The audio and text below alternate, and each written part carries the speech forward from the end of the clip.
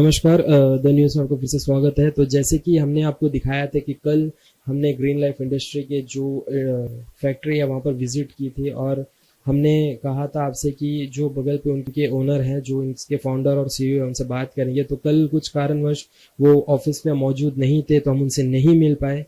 तो हमने उनसे कांटेक्ट की, तो उन्होंने हमें आज आने को कहा, और वो इंटरव्यू नहीं देना चाह रहे थे। तो काफ़ी हमारे फोर्स करने के बाद आज वो कैमरा पे आए हैं। तो आइए चलिए उन्हीं से ही बात करते हैं और जानते हैं इसकी जो ग्रीन लाइफ इंडस्ट्री की जर्नी के बारे में। सर, बहुत बहुत नमस्कार sir. Thank you so much for coming here. Especially thank you for the news Voice of Truth का थैंक यू, थैंक यू, इसमें आज है और thank you for coming here.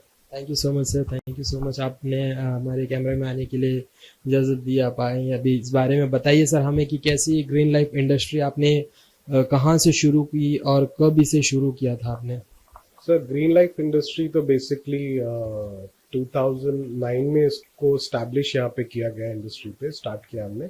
और बट 2007 से हम इसके ऊपर काम कर रहे थे। और 2007 पे जब मैं स्टार्ट किया था तो मैं अपने ब्रदर से शेयर किया कि I am interested to do something related plastic and island के लिए कुछ करना है।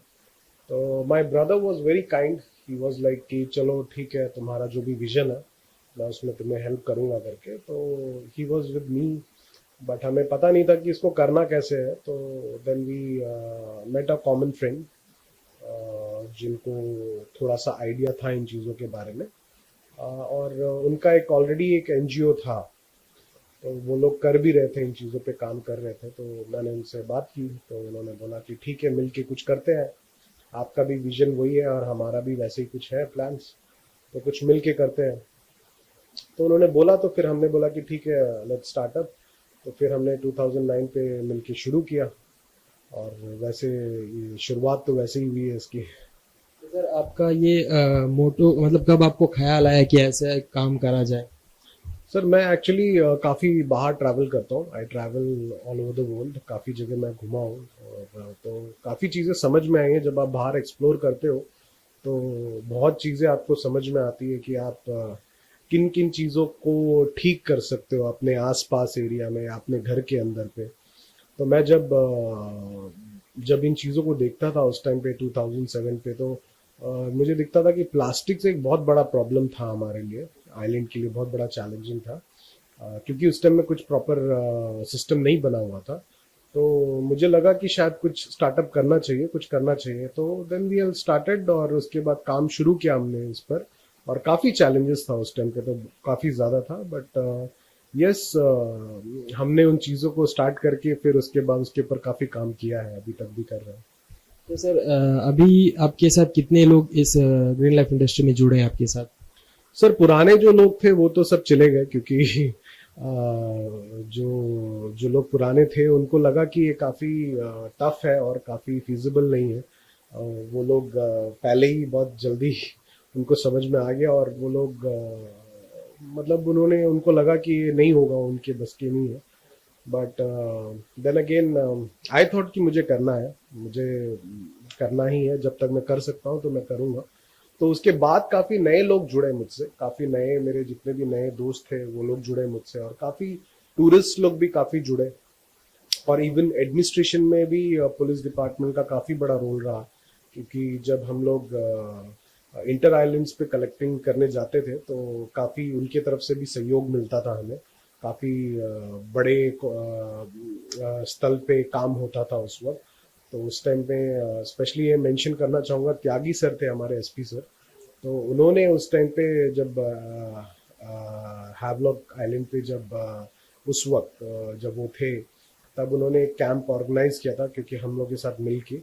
और हमने काफ़ी क्वांटिटी पे प्लास्टिक इकट्ठा करके हमने उसको लेके आके फिर उसके बाद उनको मेलन पे भेजा, और मतलब अंडमान से हमने निकाला उसको, ताकि जो ब्लॉक था वहाँ पे काफ़ी टाइम से, काफ़ी साल का जो स्टॉक पड़ा हुआ था, और वो काफ़ी बिखरा हुआ था वो।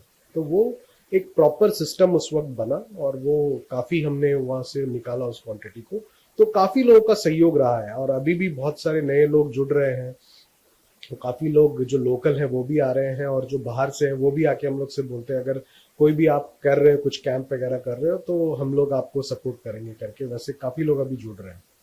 तो सर आपके इंडस्ट्री पे कुछ वर्कर्स है या जो आप वॉलंटियरली खुद ही आके वो आपके हेल्प करते हैं? सर कलेक्शंस के लिए तो सर ऐसा है कि अभी हम वॉलेंटियर्स के ऊपर ज़्यादा डिपेंडेंट है, और एज वेल लेबर्स भी है हमारे हमारे फैक्ट्री में तो अभी लेबर आपने कल देखा ही होगा, तो लेबर तो है ही हमारे पास, बट क्योंकि ये हम खुद चला रहे हैं, इसमें हमारा खुद का कॉस्ट लग रहा है, तो कॉस्ट इफेक्टिव इसको अगर बनाना है तो हमें लोग चाहिए, सपोर्ट के लिए लोग चाहिए, क्योंकि कलेक्शन से लेके उसको यूनिट तक लाना, यूनिट से सेग्रीगेट करके भेजने तक का बहुत लंबा प्रोसेस है ये, और उस पर खर्चे भी काफ़ी है।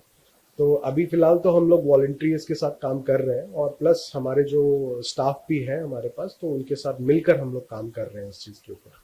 तो सर आप जैसे कि हमें कल भी पता चला कि आप एज अ नोबल कॉज ये कर रहे हैं, कुछ प्रॉफिट या आपका नहीं आ रहा है, आई थिंक लॉस में ही जा रहा है, तो आपके पास इतने मटेरियल्स पड़े हुए हैं, हमने कल फैक्ट्री में देखा कई सारे मटेरियल्स, तो कोई प्राइवेट बिजनेसमैन आपको अप्रोच नहीं करते कि वो आपका माल खरीदे और वो बिजनेस करे आपके साथ, ऐसा कोई अप्रोच आया? सर अभी तक तो जितने भी यहाँ पे अभी जो नए वेंडर्स आए हुए हैं, काफ़ी लोग अभी काम कर रहे हैं यहाँ पे, तो उन्होंने हमें अप्रोच किया है, और उन्होंने अप्रोच भी किया है, उन्होंने हमें बोला है कि वो they will buy from us, but हमारा जो करने का जो काम है सर, वो एक बड़ा लिमिटेड है, लाइक क्योंकि हम खुद से कर रहे हैं तो वो एक लिमिट पे है।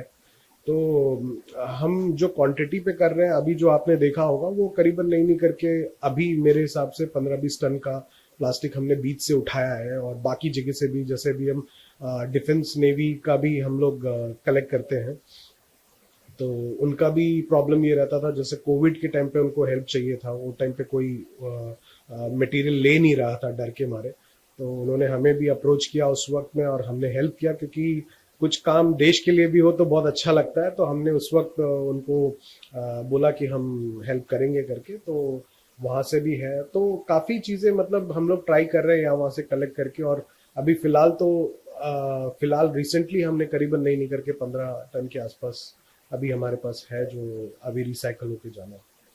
तो सर आप एडमिनिस्ट्रेशन से क्या हेल्प चाहते हैं, या आपको बाहर लोगों से क्या उम्मीद है इस चीज़ को लेके? ग्रीन लाइफ जो इंडस्ट्री से पता चलता है कि आप आइलैंड को ग्रीन स्वच्छ बनाना चाहते हैं।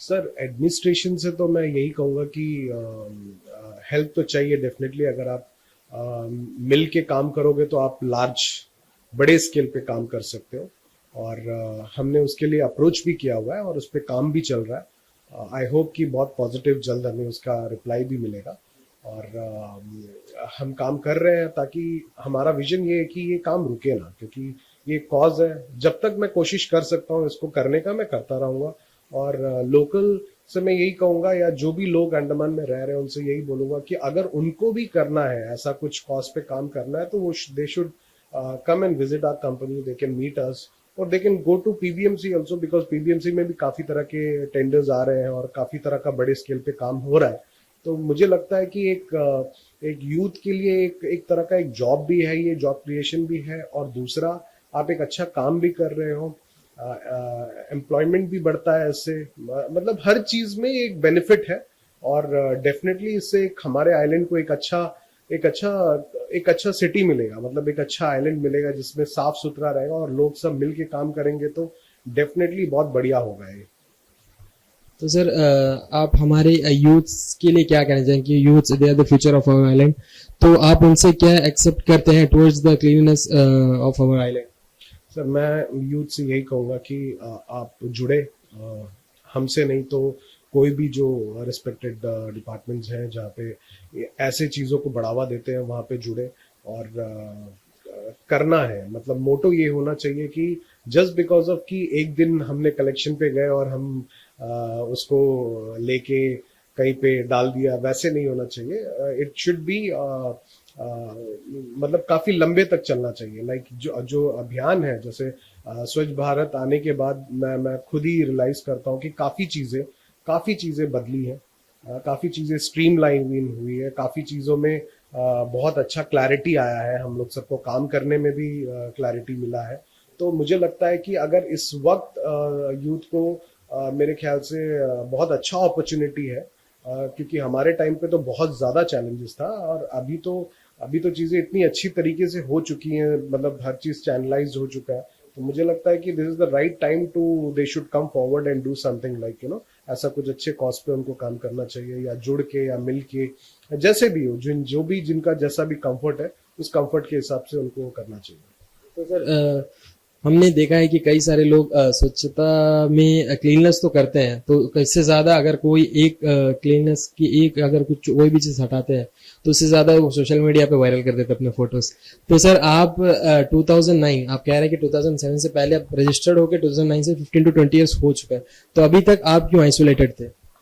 सर पहली बात तो मैं बिलीव करता हूँ कि आपको अपना काम करते रहना चाहिए, क्योंकि फल देने वाला ऊपर वाला है।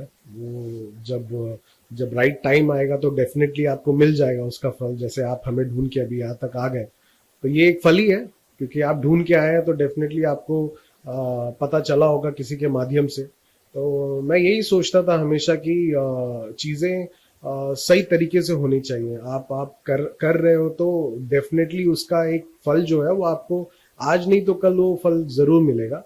और मैं उन चीजों पे ज्यादा भी यकीन नहीं करता कि आप लाइव लाइट पे आओ। इन चीजों पे बहुत सारे काम करता हूँ मैं, सिर्फ यही नहीं, और भी काफी सोशल चीजों में हूँ मैं। बट बिलीव करता हूँ कि काम करते रहना चाहिए, बाकी फल देने वाला तो वो है, और वो किसी ना किसी के माध्यम से देता जाएगा। तो सर अभी आप इस चीज को कहाँ तक देख रहे हैं ग्रीन लाइफ इंडस्ट्री के थ्रू से, जो क्लीननेस टुवर्ड्स द आइलैंड, तो इसको कहाँ तक आप देख रहे हैं आपको विजन? सर बहुत बड़ा देख रहा हूँ सर, मैं तो बहुत बड़ा देख रहा हूँ। आफ्टर स्वच्छ भारत जो शुरू हुआ है उस अभियान के बाद, तो वाकई में ही लगता है कि कुछ बड़ा हमारे आइलैंड पे नहीं, पूरा इंडिया पे जो काम हो रहा है, जो अच्छे स्थल पे काम हो रहा है, तो मुझे लगता है कि अब ये काफी बड़ा हो गया। अब ये छोटा नहीं रहा, अभी ये सीमित नहीं रहा।